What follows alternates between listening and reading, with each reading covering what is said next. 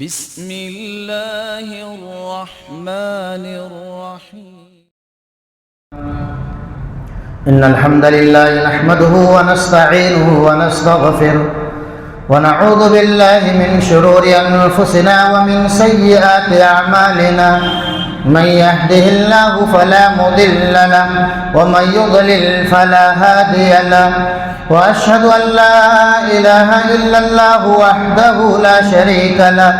وأشهد أن محمدا عبده ورسوله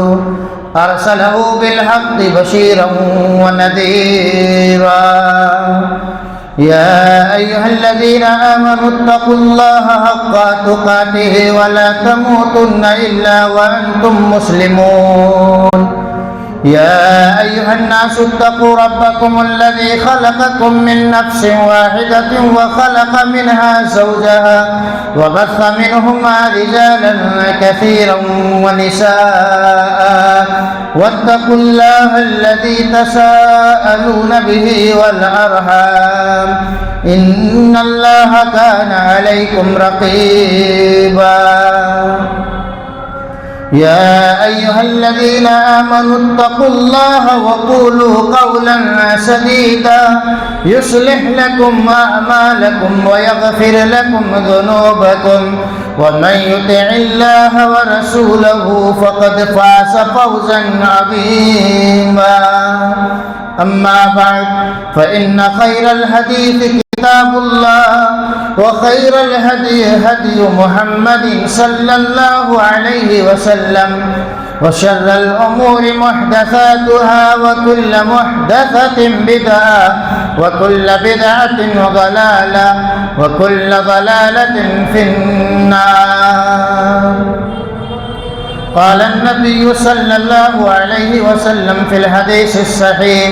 من عمل عملا ليس عليه أمرنا فهو رد. رب اشرح لي صدري ويسر لي أمري واحلل عقدة من لساني يفقه قولي. اللهم انفعني بما علمتني وعلمني ما ينفعني وزدني علما.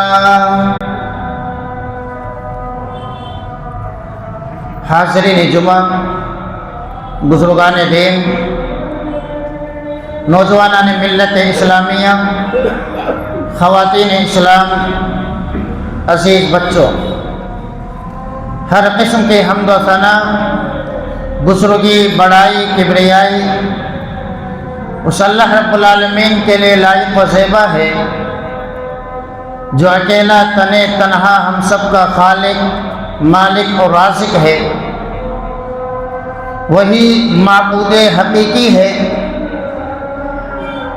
وہ جسے چاہتا ہے حلال قرار دیتا ہے اور جسے چاہتا ہے حرام کر دیتا ہے. اس کے فیصلے حکمتوں پر مبنی ہے، اس لیے کہ وہی احکم الحاکمین ہے. بعدہ درود و سلام نازل ہو تمام انبیاء کرام پر، بالخصوص خاتم النبیین، رحمت للعالمین، سید الاولین والآخرین، احمد مصطفیٰ محمد مصطفیٰ صلی اللہ علیہ وسلم پر. اللہم صلی وسلم وبارک علی عبدک ورسولک محمد وعلی آلہ وصحبہ اجمعین. حاضرین جمعہ، ماہ شعبان چل رہا ہے. رمضان سے پہلے یہ مہینہ ہمارے اوپر سایہ فگن ہے. ماہ شعبان کے تعلق سے حقیقت کیا ہے اور فسانہ کیا ہے؟ حقیقی اعتبار سے، شرعی اعتبار سے ماہ شعبان کی کیا حیثیت ہے اور آج کے مسلمانوں نے ماہ شعبان کے تعلق سے کیا تصورات گڑھ لیے ہیں؟ انہی چند بنیادی باتوں کے تعلق سے جو ماہ شعبان میں کیے جا رہے ہیں، چند باتیں میں آپ کے سامنے رکھوں گا۔ رسول اللہ صلی اللہ علیہ وسلم کا عمل اس مہینے میں کیا تھا کہ جس کی وجہ سے اس مہینے کی عظمت کا احساس ہوتا ہے؟ اللہ کے نبی صلی اللہ علیہ وسلم اس مہینے میں رمضان کے علاوہ سب سے زیادہ روزے رکھا کرتے تھے۔ صحابی رسول نے سوال کیا کہ اللہ کے نبی صلی اللہ علیہ وسلم، آپ ماہ رمضان کو چھوڑ کر دیگر جتنے مہینے ہیں ان مہینوں میں سب سے زیادہ شعبان کے روزے کیوں رکھتے ہیں؟ تو رسول اللہ صلی اللہ علیہ وسلم نے جواب دیا اور علتیں بیان فرمائی کہ میں اس مہینے میں سب سے زیادہ روزے کیوں رکھتا ہوں۔ آپ نے فرمایا ذَلِكَ شَهْرٌ يَغْفُلُ النَّاسُ عَنْهُ بَيْنَ رَجَبٍ وَرَمَضَانَ، کہ یہ وہ مہینہ ہے جو رجب اور رمضان کے بیچ میں آتا ہے۔ یغفل الناس عنہ، اس مہینے میں لوگوں کی اکثریت غفلت کا شکار ہے۔ ہم اور آپ بھی دیکھتے ہیں کہ اس مہینے میں ہماری اکثریت یعنی مسلمانوں کی اکثریت اور خاص طور سے وہ لوگ جو مسلسل اللہ کی عبادت کرنے والے اس مہینے میں آ کر تھوڑا ریسٹ کرنے لگ جاتے ہیں،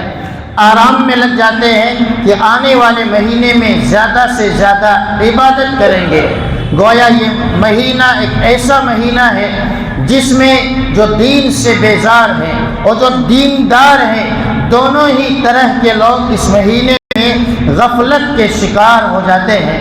تو اللہ کے نبی صلی اللہ علیہ وسلم نے ایک علت یہ بیان فرمائی کہ اس مہینے میں زیادہ روزے زیادہ عبادت اس لیے کیا کرتا ہوں یغفل الناس عنہ، کہ لوگ زیادہ تر اس مہینے میں غفلت کے شکار ہیں۔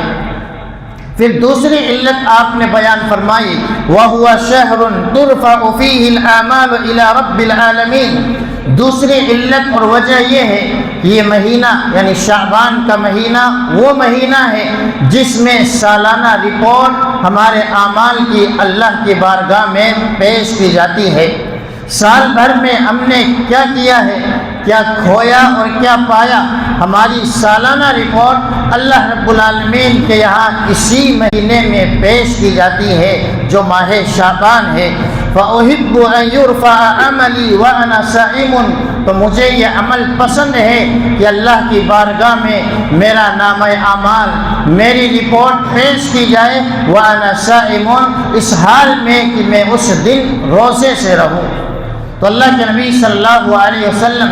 اس مہینے میں زیادہ روزے کیوں رکھا کرتے تھے، اس کی دو علتیں بیان کی گئی ہے۔ ایک علت یہ ہے کہ اس مہینے میں لوگوں کی تعداد، لوگوں کی اکثریت غفلت کا شکار ہے، لوگ غفلت کی نیند میں سو جاتے ہیں، عبادتوں سے دور رہتے ہیں۔ لہذا ایک مومن کے ایمان کا تقاضا یہ ہے کہ اس وقت ایک مومن اللہ کی عبادت کرے جب لوگ غفلت کے آغوش میں چلے جاتے ہیں۔ رسول اللہ صلی اللہ علیہ وسلم اور سلف صالحین ائمہ کرام کا یہ معمول رہا ہے کہ وہ نفلی عبادتیں اس وقت زیادہ کیا کرتے تھے جس وقت لوگوں کی اکثریت نیند میں رہتی ہے، لوگوں کی اکثریت کھیل اور کود میں رہتی ہے، لوگوں کی اکثریت کھانے اور پینے میں آرام کر رہی ہوتی ہے۔ گویا یہ سلف صالحین کا معمول تھا کہ غفلت، جب لوگ غفلت کے شکار ہیں اس وقت زیادہ عبادت کی جائے۔ یہی وجہ ہے کہ سلف صالحین مغرب اور عشاء کے درمیان زیادہ تر عبادت کیا کرتے تھے، اس لیے کہ مغرب اور عشاء کا یہ وقت ایسا ہے کہ اس میں ہماری اکثریت نفلی عبادتوں سے دور رہتی ہے۔ تو گویا شریعت میں یہ میسج اور پیغام دیا گیا ہے کہ جو دیندار ہیں، جو متقی اور پرہیزگار ہیں، جو روزانہ پنجگانہ نمازوں میں حاضری دینے والے، اللہ کی عبادت کرنے والے، انہیں چاہیے کہ اس وقت نفلی عبادتیں زیادہ کیا کریں جس وقت لوگ غفلت میں پڑے ہوئے ہیں۔ آج ہماری اکثریت جو حقیقت میں اللہ سے کچھ قریب ہے، ان کا عالم بھی یہ ہے کہ اس مہینے میں وہ نفلی عبادتوں سے دور رہتے ہیں۔ اس مہینے میں زیادہ روزے رکھنے کی دوسری علت یہ بیان کی گئی کہ یہ رفع اعمال کا مہینہ ہے، یعنی ہماری سالانہ رپورٹ اللہ کی بارگاہ میں پیش کی جاتی ہے۔ ہفتے میں اللہ کی بارگاہ میں رپورٹ پیش کی جاتی ہے۔ اس دن بھی اللہ کے نبی صلی اللہ علیہ وسلم روزہ رکھا کرتے تھے۔ گویا نبی صلی اللہ علیہ وسلم کا یہ معمول رہا ہے کہ آپ صلی اللہ علیہ وسلم جب اعمال اٹھائے جاتے ہیں اس وقت زیادہ عبادتیں کیا کرتے تھے۔ اس مہینے کے تعلق سے علماء کرام، ائمہ دین، سلف صالحین کا یہ معمول تھا کہ وہ روزہ رکھنے کے ساتھ ساتھ اس مہینے میں تلاوت قرآن کا اہتمام کیا کرتے تھے۔ اسی لیے اس مہینے کا نام سلف صالحین نے رکھ دیا تھا شہر القراء، یہ قاریوں کا مہینہ ہے، یہ تلاوت قرآن کا مہینہ ہے۔ اس مہینے میں زیادہ عبادت کرنے کی ایک حکمت یہ ہے کہ آنے والا جو مہینہ ہے بڑا ہی مبارک مہینہ ہے، بڑی ہی فضیلتوں والا مہینہ ہے، اور دنیا کا یہ اصول اور قانون ہے کہ سیزن سے پہلے انسان پہلے بہتر تیاری کر لیتا ہے، ٹریننگ کر لیتا ہے۔ کسی انسان کو جو کسی بھی میدان کا کھلاڑی ہو، بہترین ورلڈ کپ آنے سے پہلے یا اس طرح کا سیزن آنے سے پہلے وہ پہلے تیاری کرتا ہے، ٹریننگ کرتا ہے۔ مسلمانوں کے لیے سب سے بہترین ماہ مبارک آنے والا ہے۔ اس ماہ مبارک کے آنے سے پہلے اس مہینے میں اپنے آپ کو تلاوت قرآن کا عادی بنائیے۔ اس ماہ مبارک کے آنے سے پہلے اس مہینے میں زیادہ سے زیادہ روزے رکھیں تاکہ ہم اور آپ اس مہینے میں روزوں کا حق ادا کر سکے۔ اس مہینے کے آنے سے پہلے سلف صالحین کی طرح زیادہ سے زیادہ صدقات و خیرات کا اہتمام کیا کرے۔ یہی سلف صالحین کا، ائمہ امت کا معمول رہا ہے۔ لیکن شعبان کے تعلق سے آج کے مسلمانوں کا عمل کیا ہے؟ آج کے مسلمان اس مہینے کے تعلق سے کتنا جانتے ہیں اور اس مہینے میں کتنی زیادہ عبادتیں کرتے ہیں؟ آیا وہ عبادتیں ان کا تعلق حقیقتوں سے ہے یا خرافات، واہیات اور بدعات سے ہے؟ چند ایسے کام جو اس مہینے میں آج کے مسلمان کرتے ہیں، چند کام میں آپ کے سامنے رکھوں گا۔ اس پورے مہینے میں کوئی عمل مسلمان الگ سے نہیں کرتے۔ اس مہینے میں نہ کثرت سے روزے رکھتے ہیں، نہ تلاوت قرآن کا اہتمام ہے، نہ ہی صدقات و خیرات کا اہتمام ہے۔ ہاں، 15 شعبان کے تعلق سے چند کام آج کے مسلمان کرتے ہوئے نظر آتے ہیں اور اسی کو دین کا حصہ سمجھ لیے ہیں کہ یہی حقیقت میں دینداری ہے، یہی حقیقت میں اسلام کی پہچان ہے۔ ان میں سے ایک کام جو 15 تاریخ سے پہلے کیا جاتا ہے، گھروں کی صفائی کا خاص خیال کیا جاتا ہے۔ یقیناً صرف گھر کی صفائی نہیں بلکہ کپڑے کی صفائی، جسم کی صفائی، آس پڑوس کی صفائی کا اہتمام یہ اسلام میں ایمان کا حصہ قرار دیا گیا ہے کہ صفائی اور ستھرائی ایک ایمان کا حصہ ہے، بلکہ صفائی اور ستھرائی کو نصف ایمان قرار دیا ہے کہ یہ ایمان ہے۔ لیکن وہ مسلمان جو رسول اللہ صلی اللہ علیہ وسلم کی حدیث کے آ جانے کے باوجود نہ صحیح سے اپنے جسم کو صاف رکھتا ہے، نہ صحیح سے اپنے لباس کی صفائی کا اہتمام کرتا ہے، نہ اپنے گھر کو، نہ اللہ کے گھروں کو، اور نہ ہی آس پڑوس اور نہ ہی سڑکوں اور روڈوں کی صفائی کا اہتمام کرتا ہے، لیکن اس مہینے کے آتے ہی 15 شعبان سے پہلے گھروں کی صفائی کا اہتمام کیا جاتا ہے۔ اس طریقے سے خصوصاً گھروں کی صفائی کا اہتمام کرنا یہ حقیقت میں ہندوانہ رسم ہے کہ آج ہندوؤں کے یہاں آپ دیکھیں گے دیوالی آنے سے پہلے دکانوں کی صفائی کی جاتی ہے، گھروں کی صفائی کی جاتی ہے، پرانے سامان باہر رکھ دیے جاتے ہیں، انہیں بیچ دیا جاتا ہے، نئے سامان خریدے جاتے ہیں۔ اسی وجہ سے کئی علماء کرام نے یہ بیان فرمایا کہ یہ غیروں کی نکالی ہے، یہ کفار کی نکالی ہے جو آج اسلام میں دھیرے دھیرے داخل ہو چکی ہے۔ گھروں کی صفائی یقیناً پورے سال ہونی چاہیے، گھروں کی صفائی کا اہتمام ہمیشہ ہونا چاہیے، لیکن ایک دن کو خاص کر لینا یا ایک اہم چیز سے اسے جوڑ دینا یقیناً یہ اسلام کی تعلیم نہیں ہے۔ یہ عمل جو سنت سمجھ کر کے کیا جاتا ہے، نیکی سمجھ کر کے کیا جاتا ہے، عبادت سمجھ کر کے کیا جاتا ہے، یہی وہ عمل ہے کہ جس عمل کے تعلق سے رسول اللہ صلی اللہ علیہ وسلم نے بیان فرمایا کہ من عمل عملا لیس علیہ امرنا فہو رد، کہ کوئی بھی ایسا کام کہ جس کام پر رسول اللہ صلی اللہ علیہ وسلم کے سنت کی مہر لگی ہوئی نہ ہو فہو رد، وہ کام دکھنے میں کتنا ہی بہتر اور اچھا کیوں نہ لگ رہا ہو فہو رد، اللہ کی بارگاہ میں وہ مردود عمل ہے۔ اس مہینے میں جو عمل کیے جاتے ہیں اور خاص طور سے 15ویں شعبان کے تعلق سے وہ ہے قبرستان کی زیارت کرنا۔ کئی مسلمان قبرستان کو سجاتے ہیں، قبرستان میں چراغاں کرتے ہیں اور 15ویں شعبان کی رات کو قبرستان کی زیارت کے لیے جھوک در جھوک، ٹولی در ٹولی روانہ ہو جاتے ہیں۔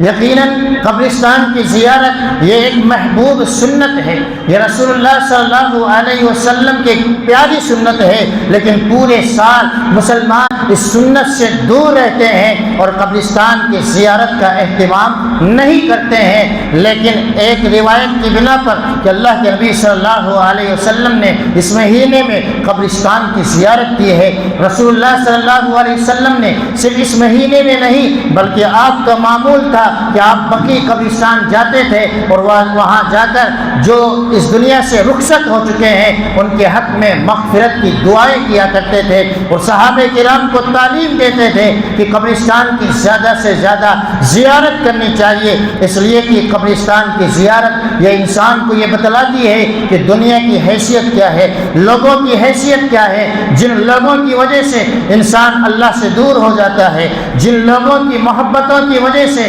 انسان اللہ کو ناراض کر رہتا ہے۔ قبرستان کی زیارت اسے یہ بتلاتی ہے کہ لوگوں کی حیثیت کیا ہے، دنیا کی حیثیت کیا ہے، خود انسان کی وقعت اور حیثیت کیا ہے۔ آخرت کی یاد کو تازہ کرنے کا بہترین مقام قبرستان کی زیارت ہے۔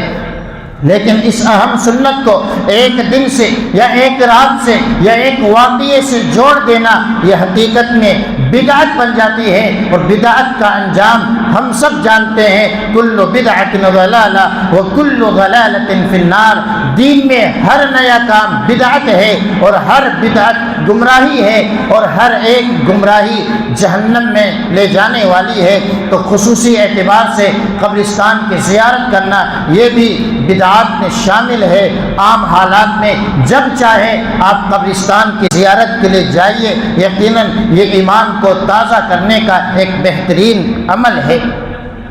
اسی طریقے سے اس مہینے میں اور 15ویں شعبان کے تعلق سے جو عمل ہمارے سماج اور معاشرے میں کیا جاتا ہے وہ خصوصی روزہ رکھنے کا اہتمام ہے۔ آپ اندازہ کریں کہ رسول اللہ صلی اللہ علیہ وسلم اس مہینے میں زیادہ سے زیادہ روزہ رکھتے تھے اور بیان کرتے تھے کہ اس مکمل مہینے میں کب اللہ کے بارگاہ میں کوئی عمل پیش کیا جائے تو میں روزے سے رہوں۔ آپ کا معمول یہ تھا کہ آپ زیادہ سے زیادہ روزے رکھنے کا اہتمام کیا کرتے تھے، بلکہ آپ صلی اللہ علیہ وسلم ہر مہینے میں خاص طور سے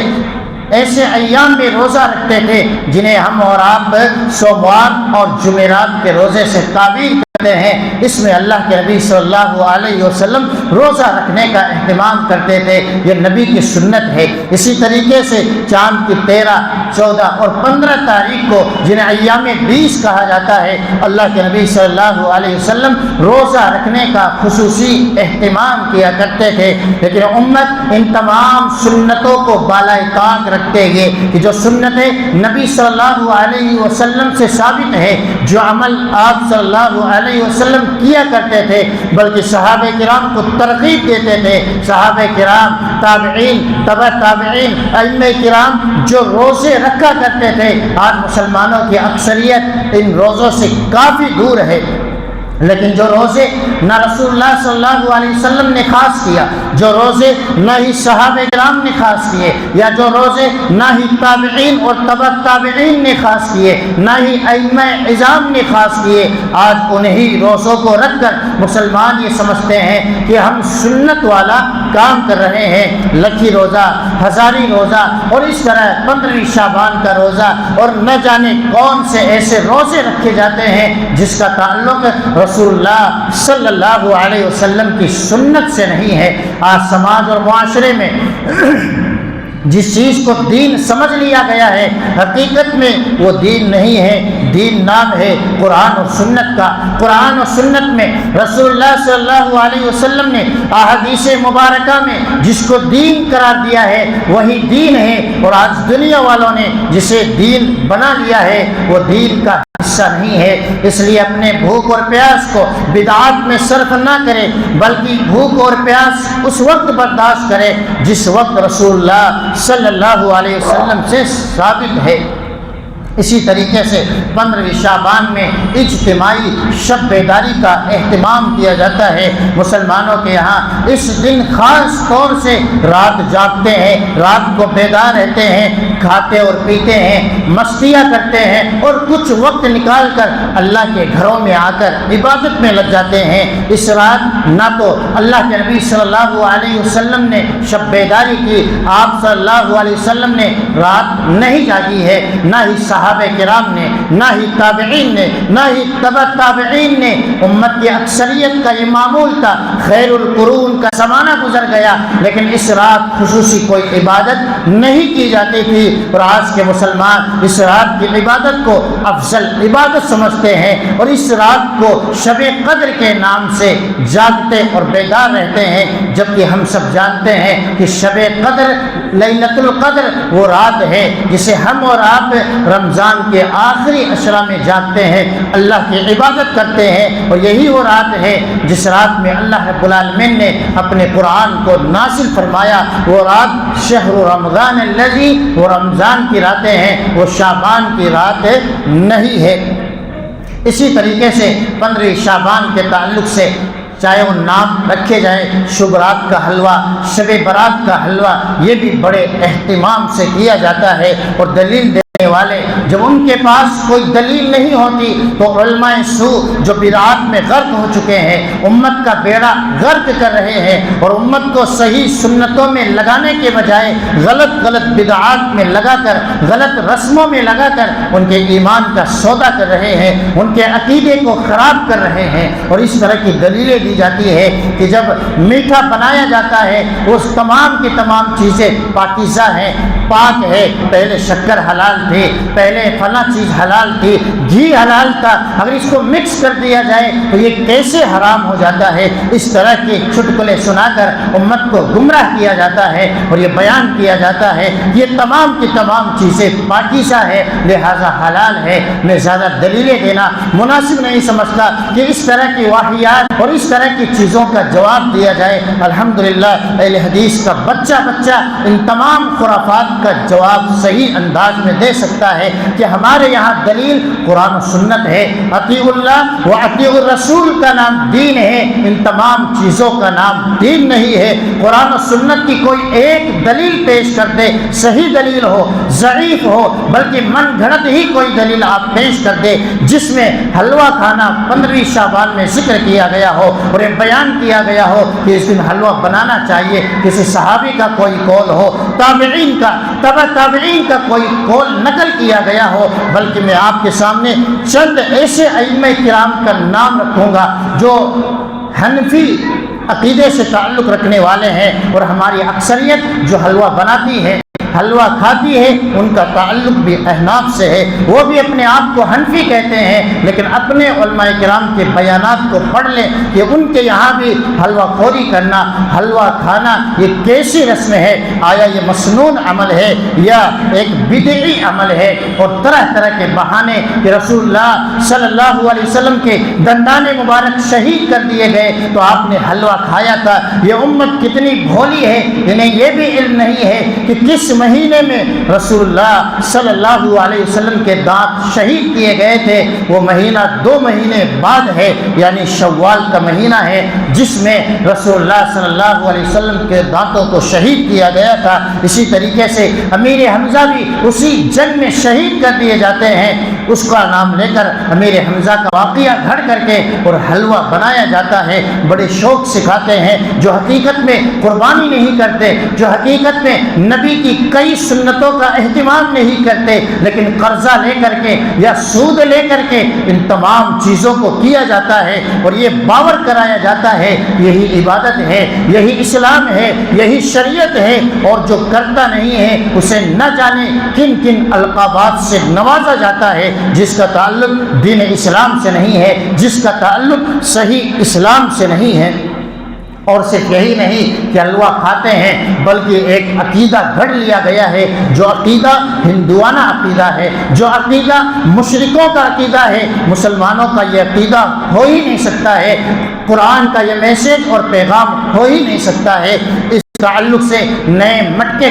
خریدے جاتے ہیں، کیوں کہ روحیں آئیں گی، جو ہمارے بوڑھے اس دنیا سے جا چکے ہیں وہ آئیں گے اور حلوہ کھا کر کے جائیں گے، پانی پی کر کے جائیں گے۔ اس طرح کے عقیدے آج کے مسلمان بنا چکے ہیں، اس لیے کہ یہ قرآن سے کافی دور ہو چکے ہیں، یہ احادیث اور صحیح اسلام سے کافی دور ہو چکے ہیں۔ کوئی ان کے سامنے غلط عقیدے پیش کر دیتا ہے اور میٹھی چیزیں پیش کر دیتا ہے، یہ سمجھتے ہیں یہی اسلام ہے، یہی عقیدہ ہے، یہی صحیح سچی تعلیم ہے۔ روحوں کے آنے کا عقیدہ یہ اسلام کے عقیدے کے خلاف ہے۔ ایک مرتبہ روح اس دنیا سے چلی جاتی ہے، چاہے وہ نیک انسان کی ہو چاہے برے انسان کی ہو، اس دنیا میں کسی بھی شکل میں آتی نہیں ہے، یا تو علیین کے حوالے کر دی جاتی ہے یا سجین میں رکھ دی جاتی ہے۔ لیکن آج کے مسلمان ان تمام عقیدوں کے بجائے یہ عقیدہ پال کر رکھے ہوئے ہیں کہ روح آتی ہیں، اور ان کے عقیدے جب قرآن کے خلاف ہوتے ہیں، سنت کے خلاف ہوتے ہیں، تو ہم اور آپ یاد رکھیں اس طرح کے عقیدے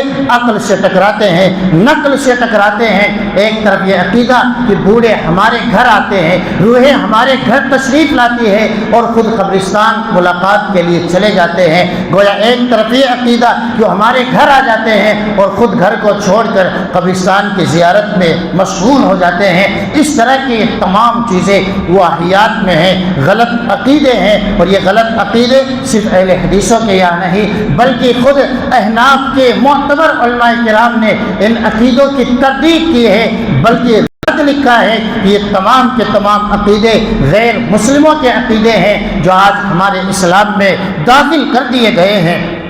اور علماء کرام میں سے جو علماء کرام اس پر رد لکھ چکے ہیں، انہوں نے رد کیا ہے۔ ملا علی قاری حنفی ہیں، علامہ عبدالحی لکھنوی حنفی ہیں، اشرف علی تھانوی رحمہ اللہ ہے، تقی عثمانی ہیں، اس طرح کے کتنے حنفی علماء کرام ہیں جنہوں نے اپنے اپنے فتاوے میں اپنی اپنی کتابوں میں صاف انداز میں رد کر دیا ہے کہ حلوہ پکانا، روحوں کے آنے کا عقیدہ رکھنا، صاف صفائی کرنے کا خاص عقیدہ رکھنا، یہ تمام کے تمام چیزیں بدعات ہے، گمراہی ہے، خرافات ہیں، ان کا اسلام سے کوئی تعلق نہیں ہے۔ لیکن مسلمانوں نے اپنا ایک اسلام الگ بنا لیا ہے، رسول صلی اللہ علیہ وسلم کا دیا ہوا اسلام کچھ الگ ہی ہے جس کے بارے میں مسلمانوں کی اکثریت جانتی نہیں ہے۔ لہذا جاننے والوں کی ذمہ داری ہے کہ ہم سب صحیح اسلام کے بارے میں جانتے ہیں، سنت رسول کے بارے میں جانتے ہیں، تو صحیح سنتوں پر عمل بھی کریں اور صحیح سنتوں کا میسج اور پیغام دوسروں تک پہنچائے۔ جو بھولے والے مسلمان جانتے نہیں ہیں ان تک یہ بیان فرمائیں، یہ بتائیں کہ حقیقی اسلام کیا ہے، ریئل اسلام کیا ہے، اور قرآن و سنت کی تعلیم کیا ہے۔ اللہ رب العالمین سے دعا ہے اللہ رب العالمین ہم تمام سامعین اور سامعات کو حقیقی اسلام کو جاننے اور حقیقی اسلام کے مطابق زندگی گزارنے کی توفیق عطا فرمائیں۔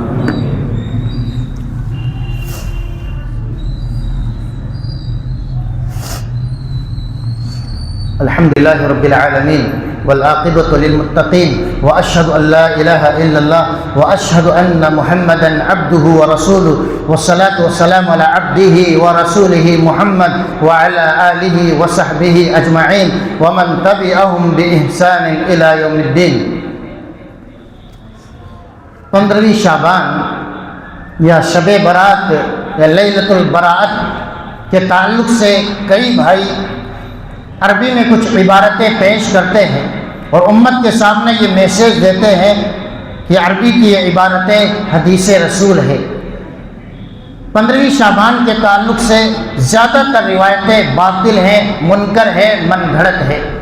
کچھ روایتیں بالکل ضعیف ہے اور ایک دو روایتیں جس میں صرف فضیلت کا تذکرہ ملتا ہے، جیسے اعمال کا اٹھایا جانا یا اللہ رب العالمین کا پہلے آسمان پر نزول فرمانا اور اپنے بندوں کو معاف فرما دینا۔ اس کے علاوہ کوئی ایسی روایت نہیں ہے جسے علماء کرام نے حسن اور صحیح قرار دیا ہو، لہٰذا اپنی جانب سے من گھڑت روایتوں کو پیش کرنا، باطل اور منکر روایتوں کو پیش کرنا، یہ انتہائی سنگین جرم ہے۔ من کذب علی متعمدا فلیتبوأ مقعدہ من النار، کہ اللہ کے نبی صلی اللہ علیہ وسلم نے فرمایا کہ جو جھوٹ میری جانب پیش کرتا ہے، میرا نام لے کر جھوٹ کو پھیلاتا ہے، اسے چاہیے فلیتبوأ مقعدہ من النار کہ اپنا ٹھکانہ نار جہنم میں بنا لے۔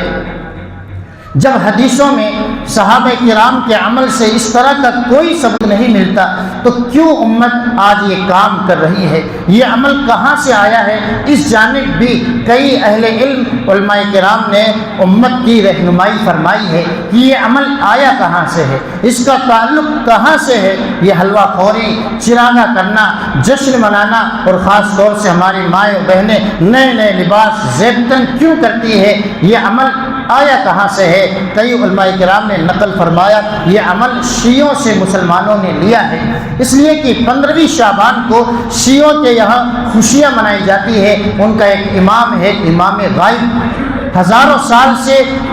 انتظار کر رہے ہیں کہ ہمارے امام غائب آئیں گے، پوری امت میں، پوری دنیا میں عدل و انصاف کا پرچم لہرائیں گے، اور نعوذ باللہ ان کے آنے کے بعد حضرت ابو بکر کی قبر سے ان کو نکالا جائے گا، حضرت عمر کو، حضرت عائشہ کو، اس طرح کے گندے عقیدے گھڑ کر کے امت میں پہنچانے والے ان تمام چیزوں کو دھیرے دھیرے الگ الگ رنگ میں مسلمانوں میں ڈال چکے ہیں، اور مسلمان یہ سمجھتے ہیں یہی تو دین ہے۔ ان کے یہاں مٹھائیاں تقسیم کرنا، مٹھائیوں کا اہتمام کرنا، حلوہ بنانا، چراغاں کرنا، تہوار کی طرح جشن منانا، اس لیے کہ وہ کہتے ہیں کہ ہمارے امام غائب محمد بن حسن عسکری کا یہ جنم دن ہے، یا اس دن وہ نکل کر کے آئیں گے۔ اس طرح کے غلط عقیدے ان کے یہاں رائج ہو چکے ہیں، جس کو وہ کہتے ہیں یہی امام مہدی ہے جو ان قریب قیامت سے پہلے آنے والے ہیں۔ وہ ایک بچپن میں چھوٹے سے غار میں چھپ گئے تھے، اور آج تک اس غار کے باہر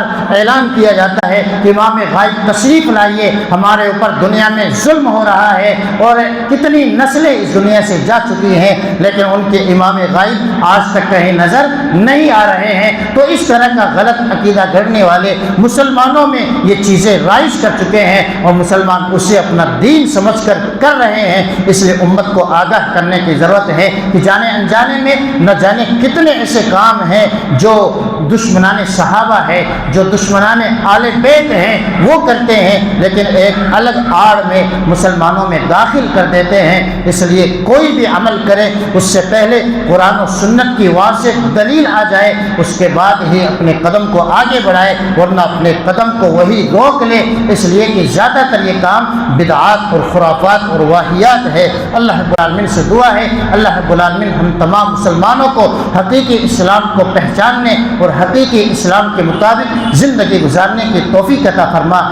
اللہ رب العالمین ہم تمام مسلمانوں کو شرک سے، واہیات سے، خرافات سے اور بدعات سے ہم سب کے ایمان و عمل کی حفاظت فرمائے۔ ہمارے بھائی جو بدعات دین سمجھ کر رہے ہیں، اے اللہ تم کو صحیح سمجھ عطا فرما دے تاکہ وہ بھی صحیح دین کے راہی بن جائے، نبی کی سنتوں پر چلنے والے بن جائے۔ اے اللہ یقیناً ہم سب گنہگار ہیں، کبیرہ اور صغیرہ گناہوں میں لت پت ہیں۔ ماہ مبارک کے آنے سے پہلے ہم سب کے صغیرہ اور کبیرہ گناہوں کو معاف فرما دے۔ تو غفور ہے، غفار ہے، رحمان ہے، رحیم ہے۔ ہم سب کو صحت اور عافیت والی زندگی عطا فرما دے، جب تک ہمیں زندہ رکھے دین اسلام کے ساتھ زندہ رکھ، جب ہمارا خاتمہ ہو ایمان بالخیر کے ساتھ ہو۔ آمین۔ اللہ کے دین کی دعوت اور لوگوں تک پہنچانے کے لیے اس ویڈیو کو ضرور لائک، شیئر، کمنٹ اور سبسکرائب